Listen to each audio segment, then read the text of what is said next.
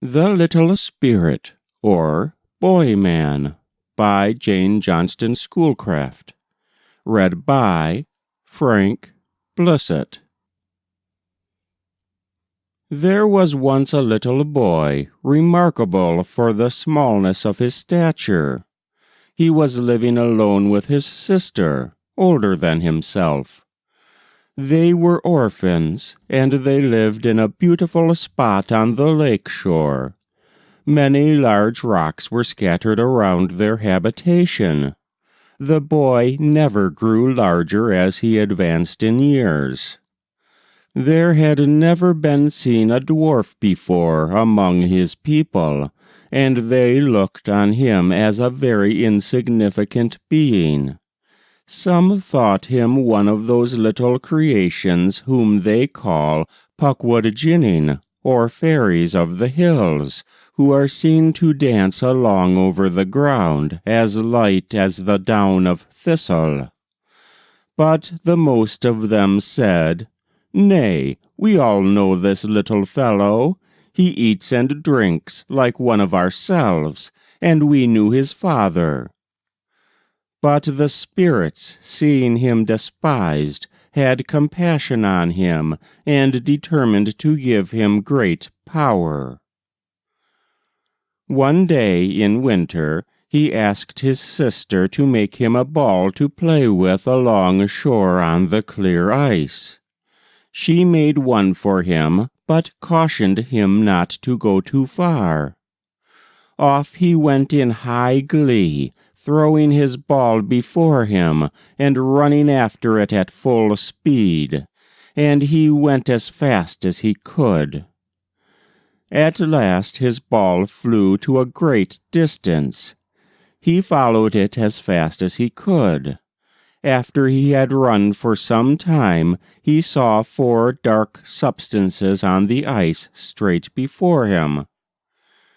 When he came up to the spot, he was surprised to see 4 large, tall men lying on the ice, spearing fish. When he went up to them, the nearest looked up, and in turn was surprised to see such a diminutive being, and turning to his brothers, he said, "Tia, look! See what a little fellow is here!" After they had all looked a moment, they resumed their position and covered their heads, intent in searching for fish. The boy thought to himself, "They imagine me too insignificant for common courtesy, because they are tall and large. I shall teach them, notwithstanding, that I am not to be treated so lightly." After they were covered up, the boy saw they had each a large trout lying beside them. He slyly took the one nearest him, and placing his fingers in the gills, and tossing his ball before him, ran off at full speed. When the man to whom the fish belonged looked up, he saw his trout sliding away as if of itself, at a great rate, the boy being so small he was not distinguished from the fish. He addressed his brothers and said, "See how that tiny boy has stolen my fish? What a shame it is he should do so." The boy reached home and told his sister to go out and get the fish he had brought home. She exclaimed, "Where could you have got it? I hope you have not stolen it." "Oh, no," he replied. "I found it on the ice." "How," persisted the sister, "could you have got it there?" "No matter," said the boy. "Go and cook it." He disdained to answer her again, but thought he would one day show her how to appreciate him. She went to the place he left it, and there, indeed, she found a monstrous trout. She did as she was bid, and cooked it for that day's consumption. Next morning he went off again as at first. When he came near the large men who fished every day, he threw his ball with such force that it rolled into the ice-hole of the man of whom he had stolen the day before. As he happened to raise himself at the time, the boys said, "Niji, pray hand me my ball." "No, indeed," answered the man, "I shall not," and thrust the ball under the ice. The boy took hold of his arm and broke it in two in a moment, and threw him to one side, and picked up his ball, which had bounded back from under the ice, and tossed it as usual before him. Outstripping it in speed, he got home and remained within till the next morning. The man whose arm he had broken hollowed out to his brothers, and told them his case, and deplored his fate. They hurried to their brother, and as loud as they could roar, threatened vengeance on the morrow, knowing the boy's speed that they could not overtake him, and he was near out of sight. Yet he heard their threats, and awaited their coming in perfect indifference. The 4 brothers the next morning prepared to take their revenge. Their old mother begged them not to go. "Better," said she, "that one only should suffer than that all should perish, for he must be a Monadou, or he could not perform such feats."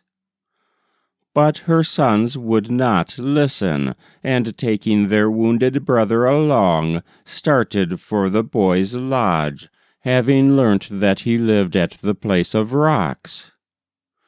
The boy's sister thought she heard the noise of snowshoes on the crusted snow at a distance, advancing. She saw the large, tall men coming straight to their lodge, or rather cave, for they lived in a large rock. She ran in with great fear, and told her brother the fact. He said, "Why do you mind them? Give me something to eat." "How can you think of eating at such a time?" she replied.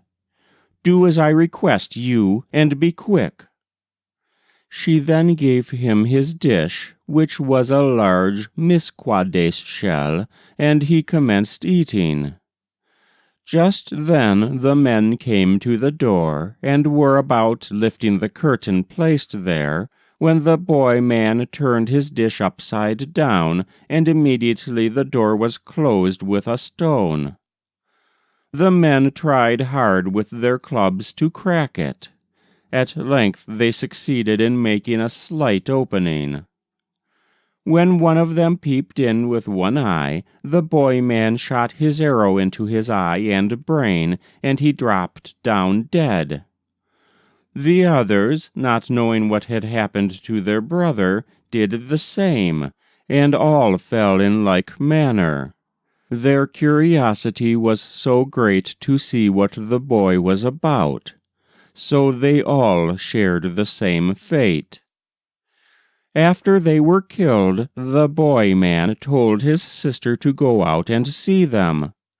She opened the door, but feared they were not dead, and entered back again hastily, and told her fears to her brother. He went out and hacked them in small pieces, saying, "Henceforth let no man be larger than you are now." So men became of the present size. When spring came on, the boy-man said to his sister, "Make me a new set of arrows and bow." She obeyed, as he never did anything himself of a nature that required manual labor, though he provided for their sustenance. After she made them, she again cautioned him not to shoot into the lake. But regardless of all admonition, He, on purpose, shot his arrow into the lake, and waded some distance till he got into deep water, and paddled about for his arrow, so as to attract the attention of his sister. She came in haste to the shore, calling him to return. But instead of minding her, he called out, "You of the red fins, come and swallow me." Immediately that monstrous fish came and swallowed him, and seeing his sister standing on the shore in despair, he hollowed out to her, "Me zuski zinance." She wondered what he meant, but on reflection she thought it must be an old moccasin. She accordingly tied the old moccasin to a string and fastened it to a tree. The fish said to the boy-man under water, "What is that floating?" The boy-man said to the fish, "Go, take hold of it. Swallow it as fast as you can." The fish darted towards the old shoe and swallowed it. The boy-man laughed in himself, but said nothing till the fish was fairly caught. He then took hold of the line and began to pull himself and the fish to shore. The sister, who was watching, was surprised to see so large a fish, and hauling it ashore, she took her knife and commenced cutting it open. When she heard her brother's voice inside of the fish, saying, "Make haste and release me from this nasty place," his sister was in such haste that she almost hit his head with her knife, but succeeded in making an opening large enough for her brother to get out. When he was fairly out, he told his sister to cut up the fish and dry it, as it would last a long time for their sustenance, and said to her, never, never more to doubt his ability in any way. So ends the story. That was The Little Spirit, or Boy Man, by Johnston Schoolcraft. Read by Frank Blissett.